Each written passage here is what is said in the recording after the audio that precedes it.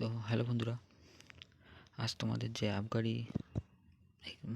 আবগারি কনস্টেবলের যে এক্সামটা হয়ে গেল, তো আশা করি সেটা সবারই খুব ভালো হয়েছে। তোমরা অনেক দিন ধরে আশা করেছিলে এই এক্সামটার জন্য, যে কবে হবে। অনেক প্রতীক্ষার পরে আজকে সেই দিনটা তোমাদের জীবনে এসেছে। আশা করি সবাই পরীক্ষা খুব ভালো দিয়েছো।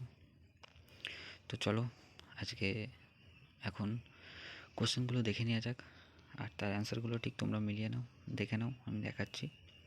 ঠিক আছে, তো 1 নম্বর কোশ্চেন দেখে নাও। তারপর 2 নম্বরের কোশ্চেন এখানে আছে, এটা ইংলিশ। তো দেখে নাও উত্তরগুলো, তোমরা, আমি আর বলছি না, তোমরা নিজেরা স্ক্রিনশট মারো, মেরে দেখে নিতে পারো। ঠিক আছে, মিলিয়ে নিতে পারো। যদি কোনো উত্তর বাই মিস্টেক ভুল থাকে তো সেগুলো আমাকে বলো। যদি থাকে তো তোমাদের যদি মনে হয় যে অ্যান্সারটা ভুল আছে তো তোমরা কমেন্ট করে দিও। আর আমার যদি পরে আমি দেখি যে হ্যাঁ ভুল আছে তো সেটা আমি কমেন্টে পিন করে দেবো। ঠিক আছে, তো চলো। দেখো 4 দাগের অ্যান্সার এখানে দেওয়া আছে। 4 দাগের কোশ্চেনটা কী বলেছে, যে একটি 35 লিটার দুধ ও জলের মিশ্রণে দুধ ও জলের অনুপাত 4:3। এই মিশ্রণে কত লিটার জল মেশালে মিশ্রণটিতে 60% জল থাকবে? তো এটার অ্যান্সার কত হবে? 15, অপশান বি। 2 দাগ তো বললাম। দেখো 5 দাগের অ্যান্সার করে দিয়েছে, এটা হচ্ছে তোমার সি হবে। 6 দাগের কোশ্চেনটা দেখো। 6 দাগের কোশ্চেনটা বলেছে যে সর্বকালের সেরা দৌড়বিদ বলে বিবেচিত উসেইন বোল্ট কোন দেশের অধিবাসী? এটা কী হবে? এটা জামাইকা হবে। ঠিক আছে, তো অপশান এ এর সঠিক অ্যান্সার হবে। তো দেখে নাও, আমি আর বলছি না, আমি একটু হোল্ড করে যাচ্ছি, তোমরা নিজেরা মিলিয়ে নাও অ্যান্সারটা। 8 দাগের কোশ্চেনটা দেখে নাও। নিম্নলিখিত কোন শব্দ দ্বারা, এখানে একটু কেটে গেছে বুঝলে পিডিএফটা, কোনো ব্যাপার না, তোমরা তো বুঝতেই পারছো কী হবে। তো অ্যান্সারটা দেখে তোমরা মিলিয়ে নাও, আমি আস্তে আস্তে সরাচ্ছি। এটা 9 দাগের কোশ্চেন। যেমন বলা আছে যে ভারতবর্ষে কোন রাজ্যকে ঈশ্বরের নিজের দেশ বলা হয়? এর উত্তর কী হবে? কেরালা।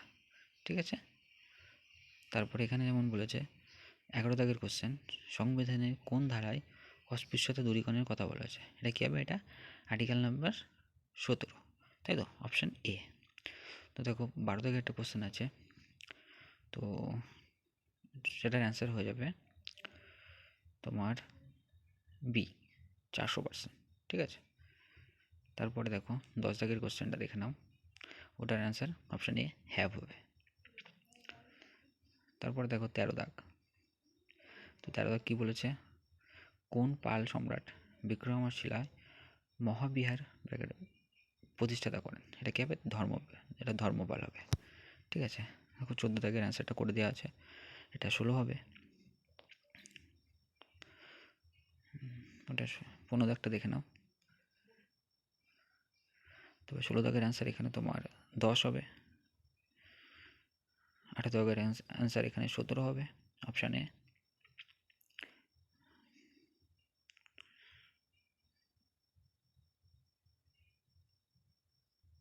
দেখে নাও 19 দাগেরটা কী বলেছে। 19 দাগে তোমার আফ্রিকার বিখ্যাত তৃণভূমি কী নামে পরিচিত? এটা তোমার হবে হচ্ছে সাভানা। ঠিক আছে, 20 দাগ। 20 দাগের উত্তরটা হবে 7.5 দিন। 22 দাগটা দেখে নাও। 22 দাগের উত্তর অপশান বি, তোমার 3455। 21 দাগটা দেখে নাও, অপশান সি। তারপরে চলে যাবো আমরা নেক্সট 23 দাগ। তো 23 দাগে হবে অপশান সি। ঠিক আছে, 198। এখানে 24 দাগ দেখো, নো, অপশান এ অন হবে। তারপরে 25 দাগ দেখে নাও। 25 দাগে 26 দাগও দেখে নাও, ট্রপোস্ফিয়ার। কিছু কিছু কোশ্চেন হয়তো মিস আছে, সেগুলো হয়নি, তো সেগুলো পরে কমেন্টে বলে দেবো। 27 দাগে বৃহস্পতিবার। 29 দাগে এ হবে। ঠিক আছে, তো দেখে নাও। 31 দাগে ডি হবে। চলো 32 দাগে এ হবে। আমি তোমাদেরকে দেখিয়ে দিচ্ছি একবার। ঠিক আছে, তোমরা ভিডিওটা দাঁড় করিয়ে স্ক্রিনশট মেরে কোশ্চেন পেপারের সাথে সুন্দরভাবে মিলিয়ে নাও। আর দেখা হয়ে গেলে আমাকে জানিও যে তোমাদের কত স্কোর হয়েছে, তাহলে কি আমার একটা কাঠাপের আন্দাজ হয়ে যাবে। তো আমি সেই বিষয়ে তোমাদের ভালোভাবে ভিডিওটা প্রোভাইড করতে পারবো। আমি আস্তে আস্তে স্ক্রল করছি, তোমরা ঠিকঠাক করে দেখে নাও। এই হচ্ছে তোমাদের আজকের আবগারি এক্সাম, আবগারি কনস্টেবলের যে এক্সাম হয়েছে তার কোশ্চেন ও তার অ্যান্সার।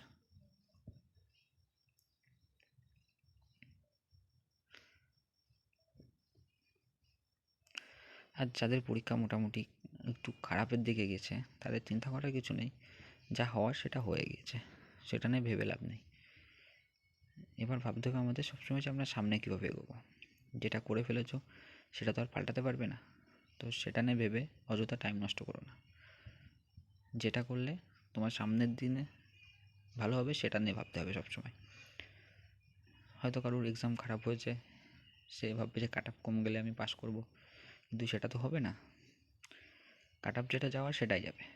আর যদি বলো যে কোশ্চেন লেভেলটা কেমন হয়েছে, তাহলে কোশ্চেন লেভেলটা আমি বলবো যে একেবারে খারাপ হয়নি, এটা মডারেটই ছিল, মডারেট টু হাই লেভেলে ছিল। ইংলিশ একটু টাফ এসছে, কিন্তু জিকে পার্টটা একটু সোজা এসছে।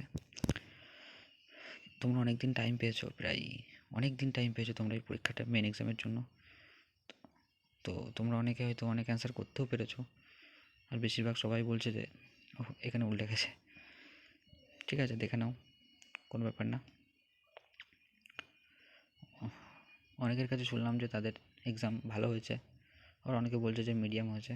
তো কাট আপ সম্পর্কে তো এখন কোনো আইডিয়া দিতে পারবো না, কিন্তু তাও এইটুখানি বলতে পারি যে যারা মোটামুটি তোমরা 55+ কি 55 আশেপাশে আছো, মোটামুটি ওই 52 থেকে 55-এর মধ্যে যারা আছো, তারা মনে করো জেনারেল, তারা মনে করো যে তারা সেভ আছো আর কি। মানে তোমরা ইন্টারভিউর জন্য ডাক পাচ্ছ, তোমাদের চাকরি পাওয়ার চান্সটা অনেকটাই বেশি। এবারে যারা 50-এর নিচে আছো তাদের পক্ষে বলবো যে তাদের একটু চাপ হয়ে যাবে, কারণ যেহেতু তোমরা অনেক দিন সময় পেয়েছো পড়াশুনো করার জন্য। ঠিক আছে, তো অবভিয়াসলি সবার অনেকের সময় পেয়েছো, তো সবাই অনেকটা ভালো পরীক্ষা দিয়েছে, তো সেক্ষেত্রে কাট আপটা এরকমই আসবে আশা করা যায়। আমি বলছি না যে এটাই হবে, এটা হচ্ছে আমার এক্সপেক্টেড, মানে এটা আমার মত মতো বললাম আমি, তার মানে এটাই না সেটাই হবে। ঠিক আছে, এটা আমি আমার মতামত শেয়ার করলাম তোমাদের সাথে। তারপর তোমরা বলবে যে তোমাদের কত স্কোর হলো, তারপরে আমি একটা কাট আপের ভিডিও বানিয়ে দেবো। আর আশা করি তার এপাশ ওপাশ কিছু হলেও কিন্তু ধারের কাছে থাকবে। তো আজকে এইটুখানি বলে শেষ করলাম।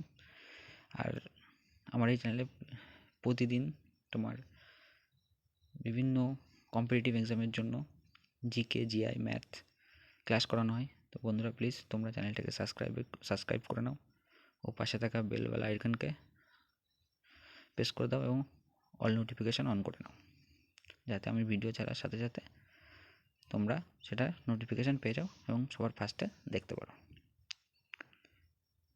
তো বাই, গুড নাইট, সবাই ভালো থেকো। আর চারিপাশের পরিস্থিতি খুবই খারাপ, তো সবাই সাবধানে থেকো, নিজেদের ফ্যামিলিকে সাবধানে রেখো। বাই, দেখা হবে পরের ভিডিওতে আবার। আর তোমাদের যদি কিছু জানার থাকে তো সেগুলো কমেন্ট করো, আমি সে বিষয়ে আলাদা করে ভিডিও বানিয়ে দেবো।